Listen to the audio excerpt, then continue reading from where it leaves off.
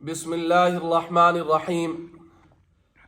آج کا جو ہمارا ٹاپک ہے وہ یہ ہے کہ ہم مسلمان فلسطین سے کیوں محبت کرتے ہیں یا فلسطینیوں سے کیوں محبت کرتے ہیں۔ بہت ساری وجوہات ہیں، جن میں سے چند ایک وجوہات میں آج آپ کی نظر کروں گا کہ ہم مسلمان فلسطین سے کیوں محبت کرتے ہیں۔ اس کی پہلی وجہ تو یہ ہے کہ فلسطین تمام انبیاء علیہم السلام کا مسکن اور سرزمین رہی ہے، یہ پہلی وجہ ہے محبت کی۔ دوسری وجہ، حضرت ابراہیم علیہ نبی الصلاۃ والسلام نے فلسطین کی طرف ہجرت فرمائی۔ تیسری وجہ، حضرت لوط علیہ الصلاۃ والسلام کو اللہ نے اس عذاب سے نجات دی جو اسی جگہ پر اس کی قوم کے اوپر آیا تھا۔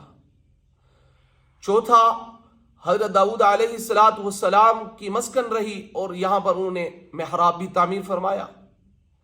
اور پانچواں، حضرت سلیمان علیہ الصلاۃ والسلام نے یہاں بیٹھ کر پوری دنیا کے اوپر حکومت فرمائی۔ اور چونٹیوں کا جو مشہور واقعہ ہے وہ اسی شہر کے اندر، اسی ملک کے اندر پیش آیا، وادی اسقلان کے اندر، اور بعد کے اندر اس کا نام بدل کر وادی نمل یعنی چونٹیوں والی وادی رکھ دیا گیا۔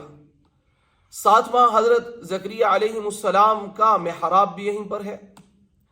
آٹھواں، حضرت موسیٰ علیہ نبی الصلاۃ والسلام نے اس ملک کے بارے میں اپنے ساتھیوں سے فرمایا تھا کہ اس مقدس شہر کے اندر آپ کیا ہو جائیں، داخل ہو جائیں۔